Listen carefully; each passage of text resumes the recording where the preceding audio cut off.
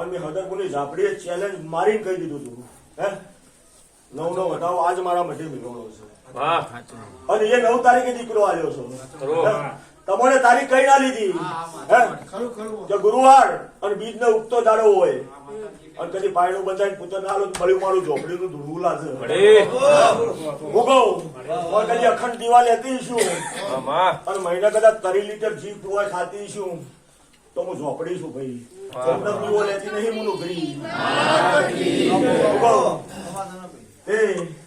આ દરેક ને કોઈનો નોમ પાડ્યા વગર બાકી તો નહીં ને પોચ પાડ્યો છે ભાઈ પોચ ના 100 છે સોરી 100 છોકરા આલી બેઠી છું 8 વાળી ભાઈ કોઈ નોમ બાકી નહીં ને પટેલ જો છે